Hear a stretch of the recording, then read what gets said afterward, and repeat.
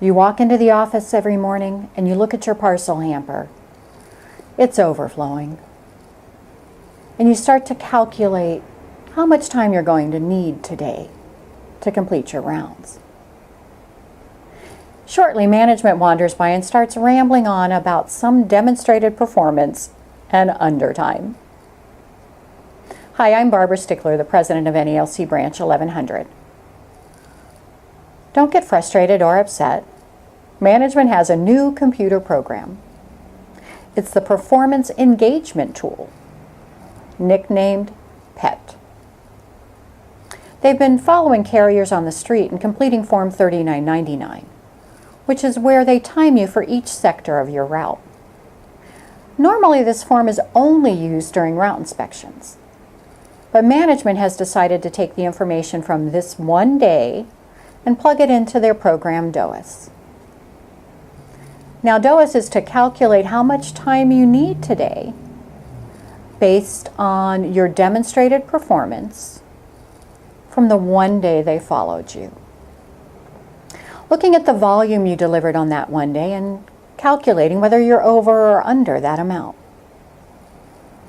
Frankly, they're not going to talk to you if you're over. But understand, their numbers are just their numbers. The national parties agreed a long time ago that there are no street standards, which means there's no paces per minute, no deliveries per hour, no minutes per swing, or demonstrated performance. Every day is different, and the national parties know that.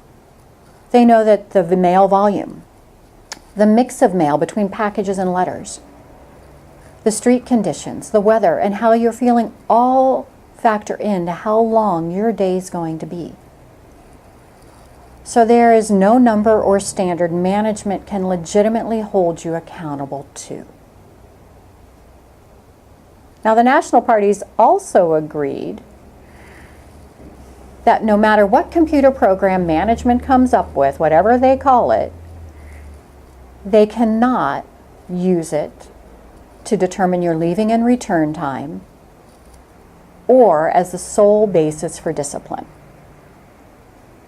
Which means if they want to discipline you for your street performance, they need to be on the street and seeing what you are doing to intentionally waste time. And if the computer program can't determine your leaving and return time, then they can't hold you accountable to a guesstimate of undertime. Now, every program management comes up with doesn't automatically include your packages. Management has the capability of putting in the number of packages you have today, and that will adjust the time the computer thinks you need. But every office I go into, management's already wandering around looking for their commitment for the day, and the packages aren't even thrown yet. So it's safe to assume that package figure is not in management's numbers. Now, the process hasn't changed since the 80s. You complete Form 3996 to give management an estimate of your day and how much overtime you're going to need. That's the process. Their numbers are just their numbers. Management has also started doing office counts, completing Form 1838C.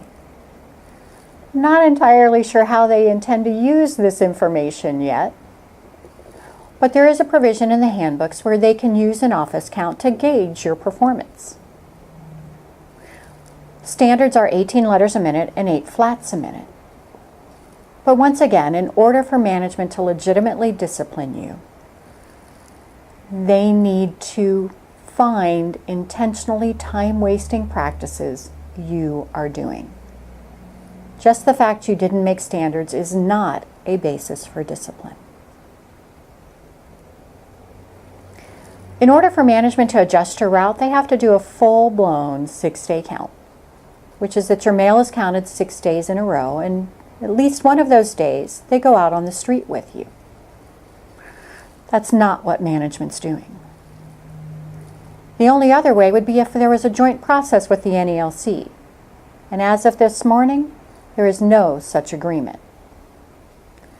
So remember, management numbers are just that. They're numbers. Political season is over.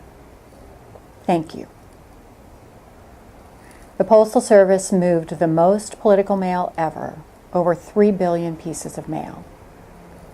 And I know you worked a lot of long days to meet the demands of the electorate. Thank you. We're now into holiday season, which is busy and stressful. And that's without even reporting to work. If you're overwhelmed, there is assistance through the Employee Assistance Program, EAP. Please reach out to them for any assistance or counseling you might need to cope with the season. But remember, safety is your number one priority. Continue your excellent customer service and enjoy the holiday season and take care of yourself. Until the computer can learn to deliver the mail itself, their numbers are just numbers. So don't get angry, don't get frustrated. Just ignore them and do your best every day. Happy holidays and Happy New Year.